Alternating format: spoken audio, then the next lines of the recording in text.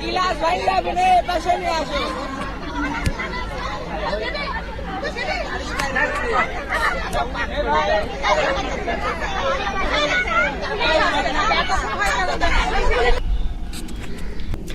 এরকম নির্মমভাবে অত্যাচার করছে বাংলাদেশি হিন্দুদেরকে। আপনারা একটু বিচার করুন, ভাবুন।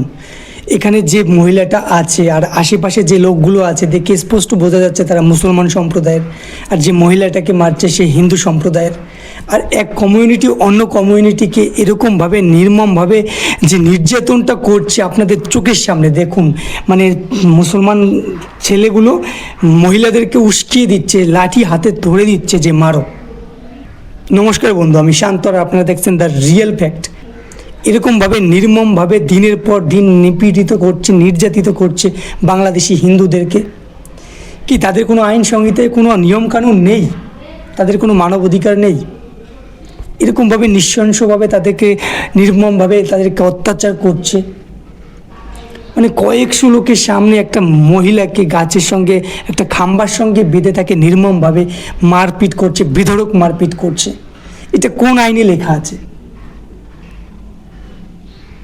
এটা কোন আইনে লেখা আছে এরকম করে আপনারা নিজেদের হাতে আইন তুলে নিয়ে একটা মহিলাকে সবার সামনে এরকম করে মারতে পারেন?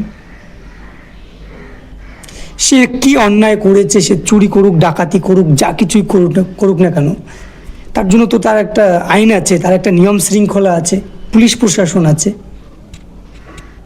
তাই বলে সাধারণ মানুষের হাতে এভাবে একটা মহিলাকে রাস্তায় তাকে বেধড়ক পিটাবে? এটা কোন আইনে লেখা আছে আপনারা বলুন? এটা কোন দেশে হিন্দুরা বসবাস করছে? একটু বিচার করুন। মানবাধিকার কোথায় এখন? মহিলাদের সুরক্ষা কোথায়? একজন হিন্দু সনাতনীর সুরক্ষা কোথায়? ওই দেশের যে হিন্দুগুলো আছে তাদের সুরক্ষাটা কোথায়? এরকম পরিস্থিতি দিনের পর দিন নিপীড়িত হচ্ছে হিন্দুরা। কোনো সরকার দেখছে না? এই চোখগুলো তাদের খুলে উঠছে না?